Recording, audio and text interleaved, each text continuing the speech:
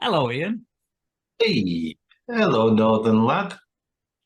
So you took this picture for the City Life magazine, which was basically Manchester's, hey, what's on, what's interesting in Manchester, you know, A bit like Time Out, City Limits in London. yeah, with What's features on? about, What's on for the next 2 weeks? yeah.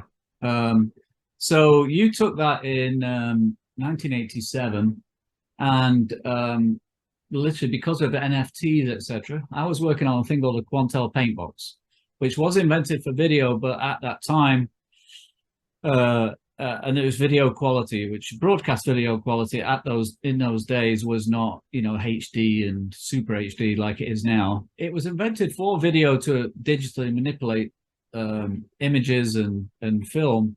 It was about £150,000 per computer. It was so advanced. Made in Huge. England in Newbury. It's the 50th anniversary this year of the company being founded, and literally tomorrow is the day when the factory closes. It used to make Spitfires, and yeah, yeah, it's really poignant time to do this while Quantel still exists as a factory. And Um, what date is it today? That'd be interesting. Anybody watching this? It's the 23rd of February. So we're talking about the 24th of February, yeah, 2023. the purpose of this today is to take this portrait um, in a way using all the technology, but you basically turned up at well, it's a debate whether it's Stockport or Manchester, where the Quantel Paintbox was, the room, and took this portrait, and I'd already set up this idea of kind of what I wanted on the screen, just to make it easier for you, to be honest, because being a photographer, I knew, okay, you didn't want to sit around and wait for me an hour to create the image. So Mm. if I could make it easy for you, and then you focus on literally, the composition and the way it should look and the lighting and all that, that's your skill. And you knew that that image that you pre-created would translate well in a picture in a magazine. I mean, that was you knew that that was where it was going, Yeah, and you knew that people hadn't seen the results of a Quantel before. So keep it simple, keep it direct. the concept of the image, it had pound signs all over it, and we can flash it up on the screen, I'm sure, but it had pound signs all over it because it was basically about going into business, which It's about entrepreneurship, yeah, yeah, so it's about making money, isn't it? Really, you got to make money to to survive survive in business. and thrive, yeah. It wasn't about being rich, but it was about, okay, we need to make enough money to survive, and to make a go of it. Nobody that I photographed for that in that series of pictures was in it primarily to make money. Right. That they did something that they loved and were determined and tried very hard to make a living at it. But their prime motivation was not money. I was doing an updated version of it. So I had this pound sign. It had me, and I knew I would be above the monitor. So I had this view of me looking upwards at myself. It's, what they call meta now, isn't it? Really. But it was me being in this paint box, and there's a big crack across my face. No jokes, please. Comments below. And and but I think the visual idea was like, oh, you've cracked being in business. That was like a phrase back then. Oh, you cracked it. Was like you're successful. So that was the visual behind it. So I did this. I've done this new version with me, obviously now, and with a dollar sign. And I bought the same camera because literally it's like $100 to buy the same video camera that Quantel gave. That was, I think, at the time, well, it was £3,000 or £4,000 camera that now is worth 50. Doesn't work, but it looks good in the same tripod. On that screen there, Uh-huh. I can put a live view of the camera, so you can look at this screen and direct me, even though the camera is looking at me. Remember, I have no chin, so I have to do this to make me look at least less chinless. Photograph you 45 degrees above again, I'm afraid. Yeah. It's the same for all of us. So That chin line, lovely. so here's the paint box now, which is this thing.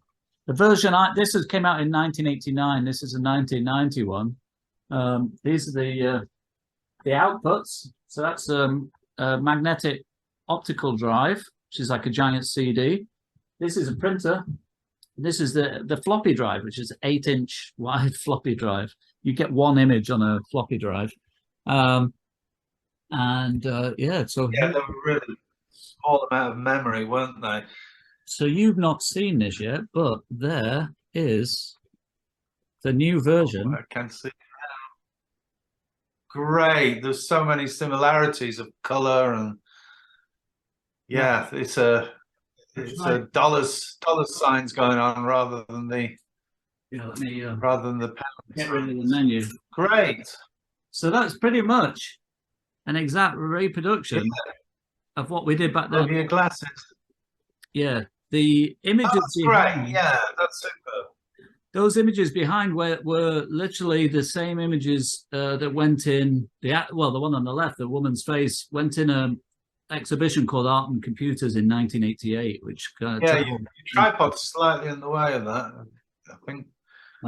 So let me. There you go. That's it. Yeah, got it. So that's cool. And then above there is a picture, the original picture by some bloke called Ian. So yeah, we've got all the elements, and actually the table that I thought is better to use, well, I mean, I did show you, gave you options, is this, which is actually a school desk, which goes back to the fact that it was, you know, a college where you shot it before. I know it all sounds like, you know, arty-farty, whatever, but... So it's a school desk where it's got an inkwell in it and a flip top. Yeah. Yeah, proper... So I think that, you know, all these different layers, even if you don't notice it, we know it's there, and that's kind of nice. Yeah, that's lovely. It's great. You've really pulled it all together. So the idea is I would have this here. In fact, maybe I can get both of these images in there at the same time. And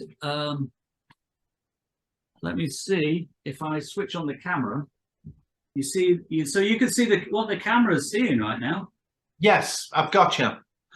I understand that. That's nice, and yes, it's clear enough. So in theory, it was something like this. Yeah, for us to recreate the something like the original one. Sorry for the flicker. Obviously, that's not a real. That's just the interaction. Yeah, it's not. Yeah, it won't appear on the actual still that we're going to create, will it? Cropped off. Maybe it's not obvious. It's a camera when we zoom in too much. Out again, please, Adrian. Let's go back to how you just had it a few seconds ago. Okay. Well, would you like to stand in the picture over the monitor, my friend? That's a nice lean you've got there. I'm just going to pull up the original again and see. I'm not going to I don't think it's right to reproduce it exactly as we can. I have done pictures in the past where we're trying to be really exact. I went to great lengths to find this picture. I knew I had it somewhere, and it was all boxed up amongst many hundreds of other pictures. So I did one photograph where one portrait you're looking into my lens, and another one where you're looking into the lens of your JVC. Is that camera? So let's start with you looking at me, I think. And you need to kind of use the monitor almost as if you're putting your weight on it, I think.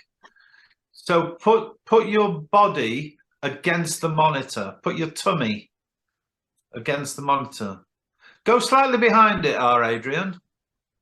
Slightly behind if you can. I don't know how much room is there. Yes, that's better. I think so. So you're now transferring your weight. It'll take it, won't it? Because it's pretty stable as that school table. Right. So that's good. One tweak. Yeah. Try and reproduce what you had. Are your arms in the correct place? Your hand is further away from your body. Yeah, your right hand is further away, more towards the far edge of the TV monitor. Bring your left hand in, and almost tuck it slightly more under your armpit, your right armpit. I don't want to see so much of your hand. The right hand or the left? Left. Yes, you've got it. That's it. So flop more onto it a wee. It's a bit of a strange height to take my weight, if that makes sense. Yeah, it's probably a different height to how it was 30 odd years ago. I do look sharp. Well, that's a nice relaxed look about you. Would you bring that up again, my friend? Of course. I just want to see your arms on it. Just see that everything looks okay. Hang on. Go back to your arms, please, Adrian. Yeah, this is one. We did a few versions of this. Put your hand in the same position, but move your body a little bit further behind, towards the middle of the monitor, you know? Stretch over a wee bit more. Yes. I'm liking that. It's a strong image. I love where you are in that picture. The eye goes to you, which is what I said I wanted.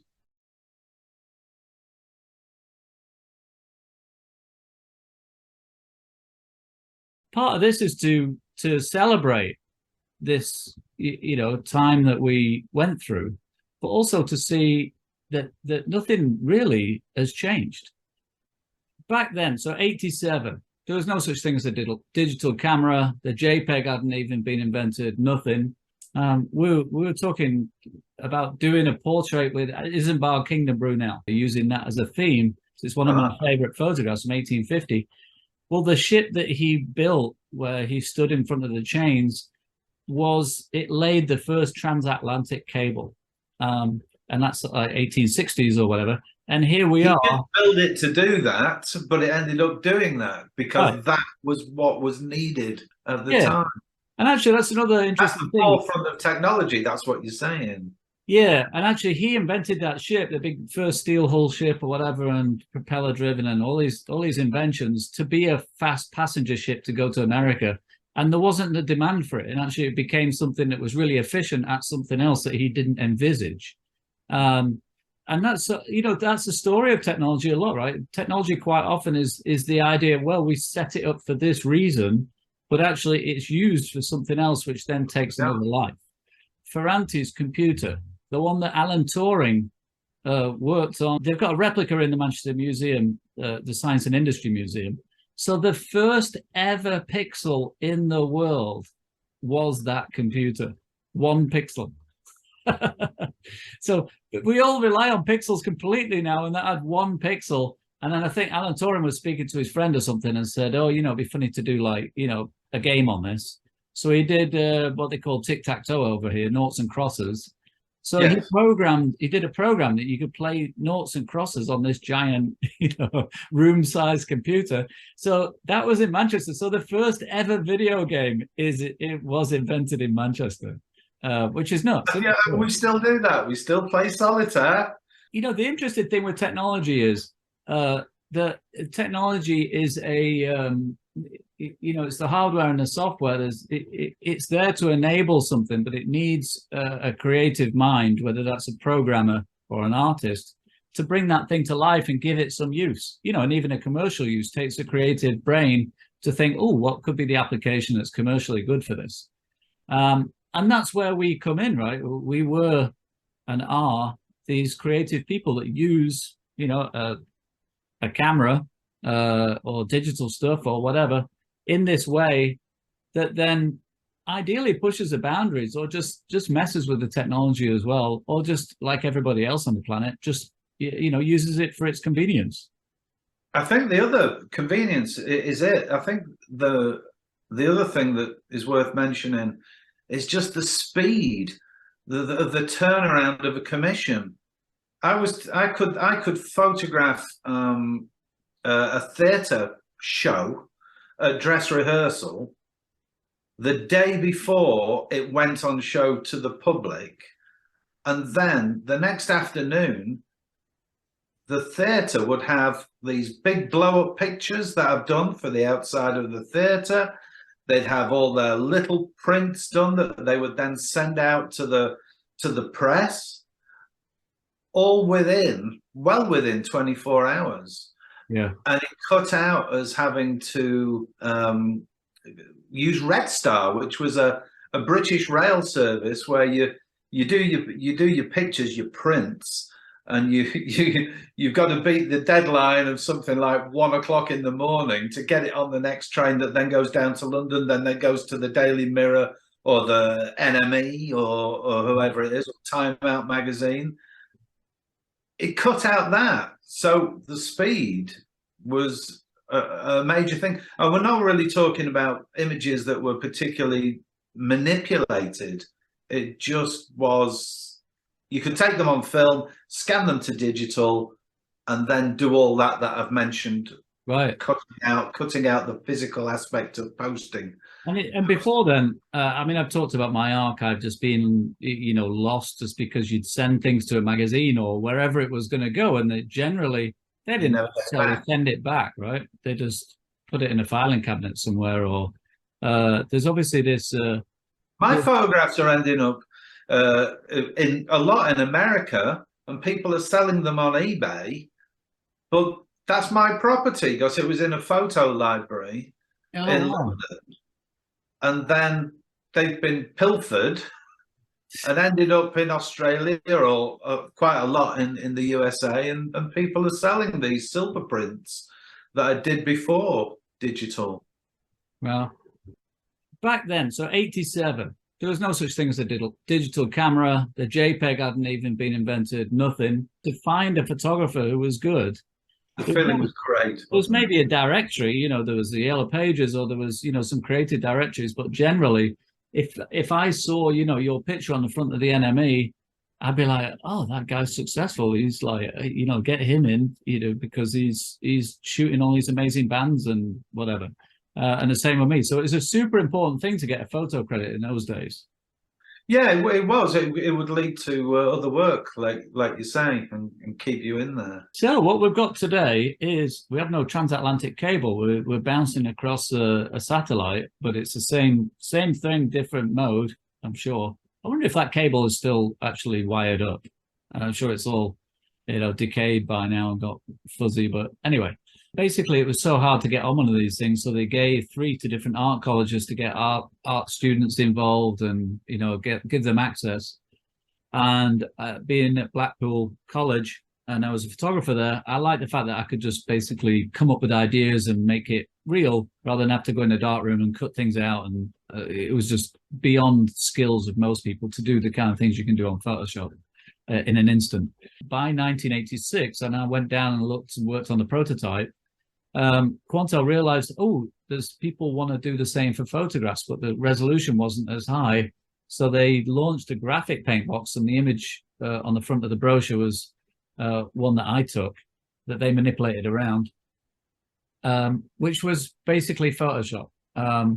But it was Photoshop 1.0, which was useless, was launched in 1990. So it's at least 5 years. Probably in practical terms, is about 8 years ahead of Photoshop. So everything was called Paintbox at the time, and the Nirvana album cover with the baby, that was done on a Paintbox. Silence of the Lambs posters, the Doors, all the things in the late 80s, early 90s that required high quality digital retouching was done on the Paintbox, so 90%. So from 85 to 90. I was the first photographer who basically my business was set up to do digital photo manipulation. So I was the first in the world to basically do Photoshop, which is cool. It makes it like, sorry? You're the man. Well, it was annoying at the time. Because you had this thing which obviously being the first means it's sort of a gimmick. People go, oh, this is cool and interesting. We'll get it because it's interesting, not necessarily because it's creative or anything. They just want the gimmick of saying they were using this early technology.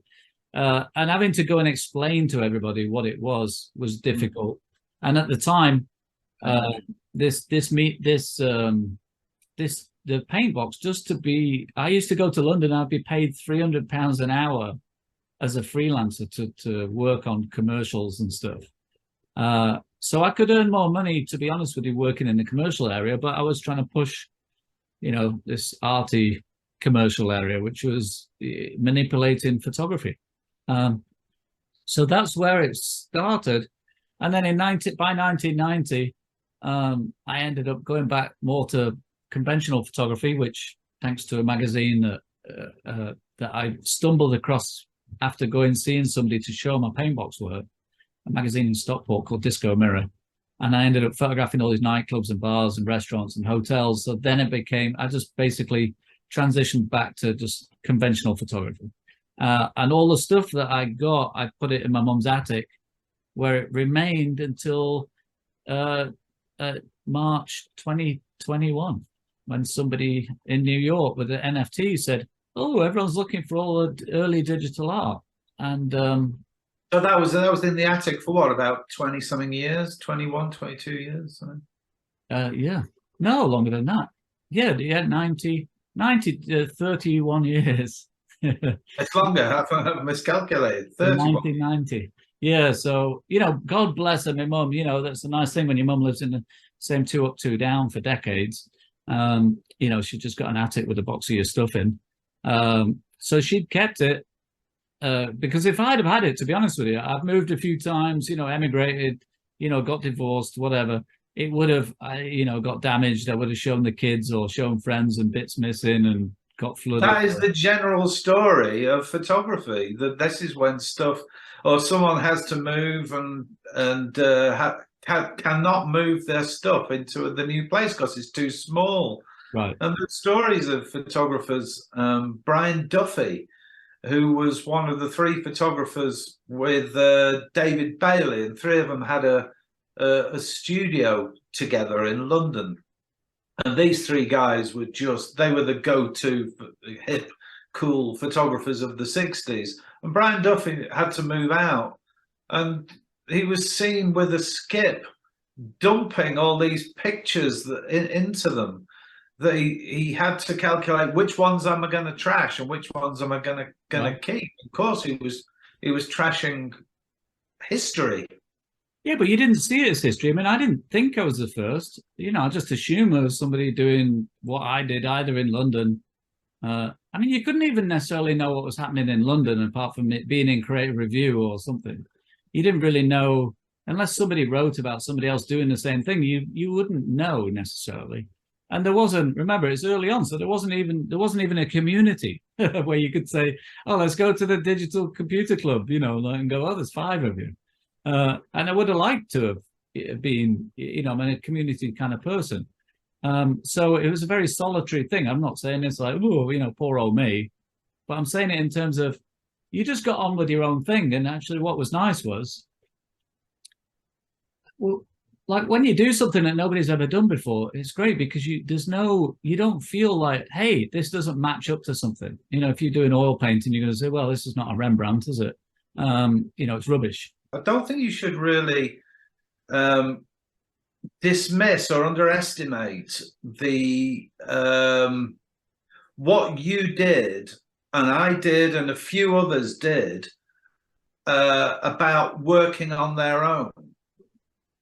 Because you said something about it was, to paraphrase it, you weren't working with other people like the majority of the workforce in the UK was doing.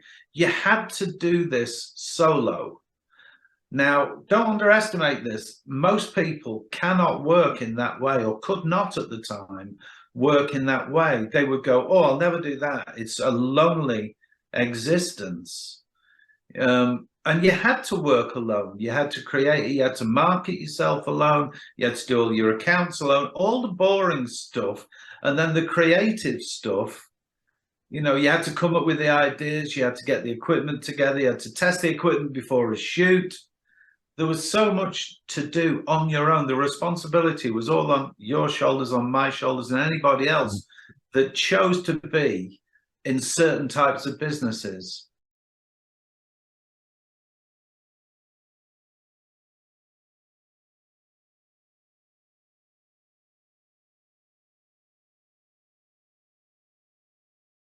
I've put these new trousers on. Oh, they're ace. They're your artist painting trousers, I take it. Yeah, so this is this you know, homage reference, whatever, to Isambard King of Brunel. You're kitted out there. I think that looks good. Potentially. Cool. That's good. It's better than white t-shirt for this one, I think. Yeah. And I think it's nice to keep the Quantel thing on.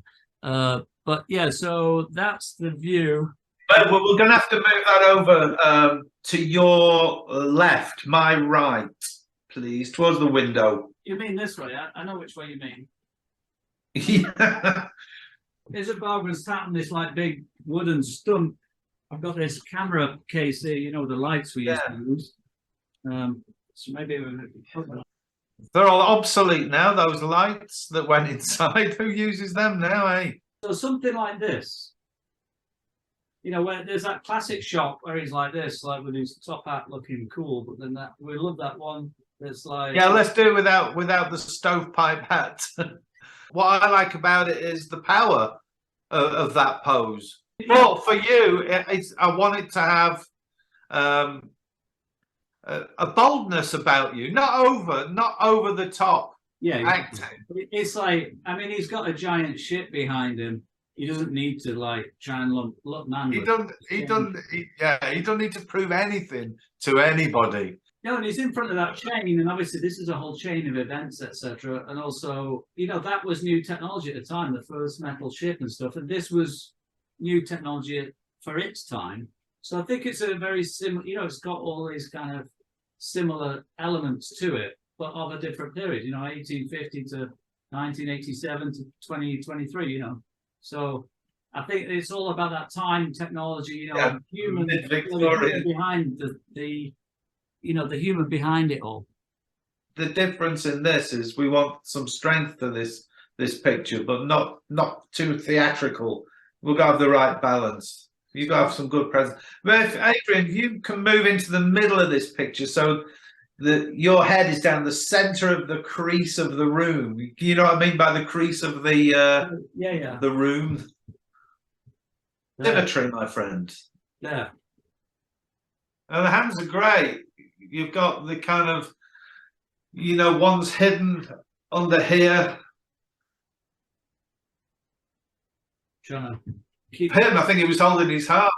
He might have been pretty poorly at the time, but you, it just looks a little bit odd, and it's intriguing, and I like that. Bit more upright, my friend. So you a bit like that. I just want a bit more. It's just got, yeah, just slightly bolder in the shoulders, a bit more of a ramrod back, but not you know, not like Sergeant Major ramrod. Just a straighter back, please.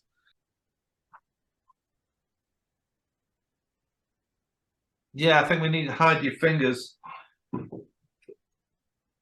you allowed to Photoshop this or what? It should be, as you know, we use modern.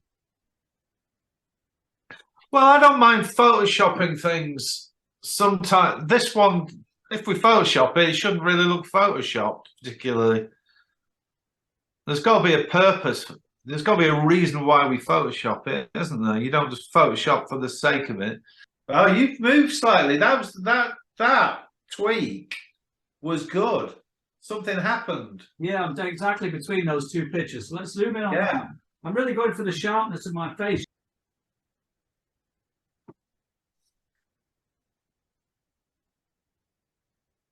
Yeah, that's good to me. Great, man. It's really important, the positioning, and to bring the power of you. The power of there's a lot going on in that picture, so it has to be your presence. Oh, that's cool, mate. Really good. Right. Yeah, the positioning of your body position is good. Yeah, it's lovely. I mean, you know, the sharp, that's sharp enough, right? Oh, absolutely it is. Yeah. Yeah, it's bob on, mate. I think this is fantastic, and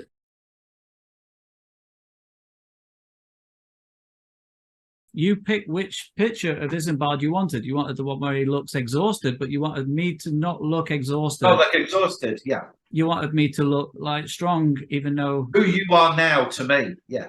Which is that thing about a photographer can make you could have said, hey, just put your head down and look downwards, and all of a sudden I look really tired like Isambard. So that's your skill as a photographer, that you decided all of that process and the composition. So so that I consider that all your shot, really. The other thing is, I'm sort of happy now that I didn't have that remote release, because I felt I could just relax with my hands. Otherwise, I'd have been holding that and trying to grip it and hide that in the picture. That actually worked in my favor, that I couldn't find that. If you hadn't have been going backwards and forwards to the camera and setting the self-timer, if we'd have wanted more variations, say it was a magazine shoot and they've gone, right, we need approximately 4 photographs for the inside feature and we need a front cover picture. So you've got to come up with a minimum, Ian, of 5. So at least we can edit. So I'd be going, right, I'm going to come up with 5 really strong variations as I can. I'm going to try and fit in a couple more variation ideas. We could have worked a lot faster if it had been a bigger shoot. Yeah. Yeah, and so that on here and hold it there. That's a disadvantage. Yeah, it's certainly not. Sometimes you need more variation. I mean, it's definitely not a perfect system or way of doing it. That's obviously why people now go back to going on shoots rather than just sticking it this way. Yeah, I think we've got a great shot. Yeah. To me, I think this whole process and what it means, and the change of analog and digital and Photoshop and all these things, and now we've incorporated all those elements in this process. It shows you that everything changes and everything stays the same, right? All of it. So the more it changes, the more it stays the same.